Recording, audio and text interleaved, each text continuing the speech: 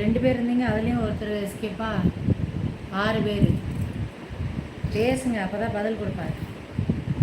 இல்லைன்னா என் உச்சி குடிமையை பாருங்க.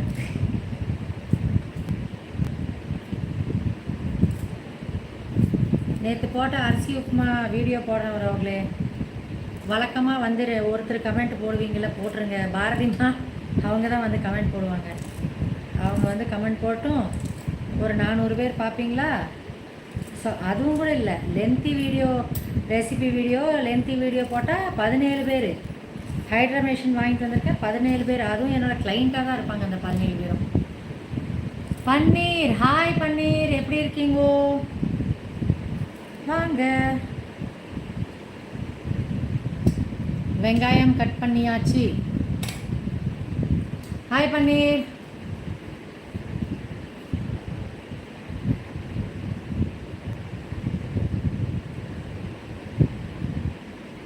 பன்னீர், அப்புறம் வேறு யார் லைனில் இருக்கீங்கன்னு தெரியல. மதிமா, உங்களுக்கு அனுப்பிச்சேன் தானே லிங்க்? அனுப்பிச்சேனா? நான் போய் சமைக்கிறேன்.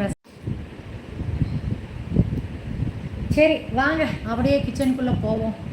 கிச்சனுக்குள்ளே போய் சமைக்கலாம், அரைக்கலாம். அரிசி உப்புமாக்கு வேறு அரைக்கணும், ஆனால் வீடியோ எடுக்கணுமே. சரி, இல்லைனா வைண்டப் பண்ணிடுறேன். ஒருத்தர் தானே இருக்கீங்க உறவுகளே. சரி, நான் ரிவ்யூ கொடுத்தாச்சு, என் கடமையை செஞ்சாச்சு. அதுக்கு மேலே பகவான் பார்த்துக்குவார். பன்னீர், தேங்க்யூ. நீங்கள் ஒருத்தர் தான் பார்த்துட்டு இருக்கீங்களா? சாப்பிடுங்க, தூங்குங்க. ஹாப்பி வீக்கெண்ட், அட்வான்ஸாக ஹாப்பி தீபாவளி விஷஸ். சரியா? இன்னொரு 4 நிமிஷம் கழித்து வைண்ட் பண்ணிவிட்டு வீடியோ எடுக்கணும். அரிசி உப்புமாது வீடியோ வேறு எடுக்கணும், இல்லைனா போய் சமைக்க ஆரம்பிச்சிருவேன். ரொம்ப ஈஸி.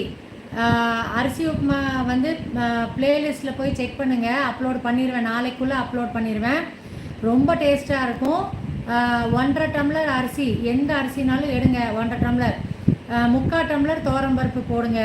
ஒரு 6-7 வரமிளகாய் போடுங்க. உங்களுக்கு எவ்வளோ தேவையோ காரம், அதுக்கு தகுந்த மாதிரி போட்டு ஊற போடுங்க. 3 மணி நேரம் இல்லை 4 மணி நேரம் ஊற போட்டுருங்க. அப்புறம் அதை வந்து அடை தோசைக்கு அரைக்கிற மாதிரி அரைச்சிக்கணும்.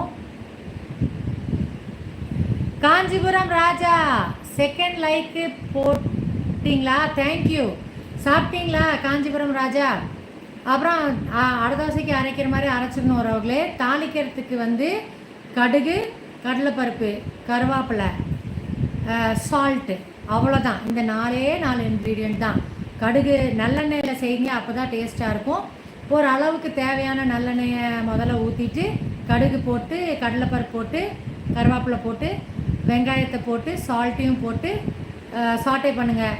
அப்புறம் இந்த அரைச்சி வச்சுருக்க மாவு வந்து நார்மலாக நம்ம தோசை மாவு அரைப்போம்ல, அந்த அளவுக்கு இருந்தால் போதும். அடை தோசை மாவோட கன்சிஸ்டன்சி இருந்தாலே போதும்.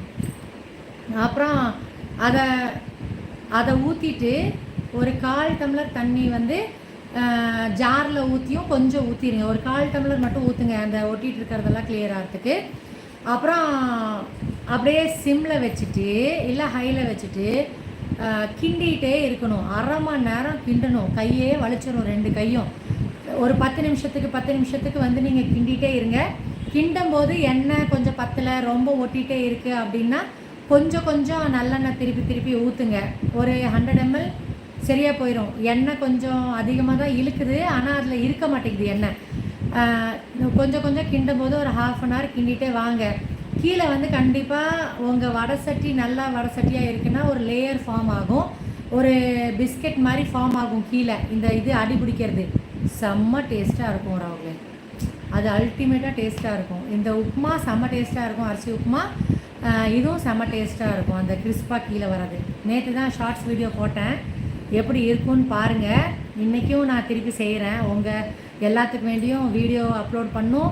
அப்புறம் என் பையனுக்கு ரொம்ப பிடிச்சது, அதனால நேற்றும் அவன் ஓகேன்ட்டான், இன்றைக்கும் சாப்பிட்றேன்னு சொல்லியிருக்கான். அதனால தான் செய்கிறேன், ரெக்கார்ட் பண்ணும். இன்னொரு ஒரு நிமிஷம், அதுக்கப்புறம் போய் ரெக்கார்ட் பண்ணுறேன். காஞ்சிபுரம் ராஜா, சாப்பிட்டீங்களா? பன்னீர் சாப்பிட்டீங்களா?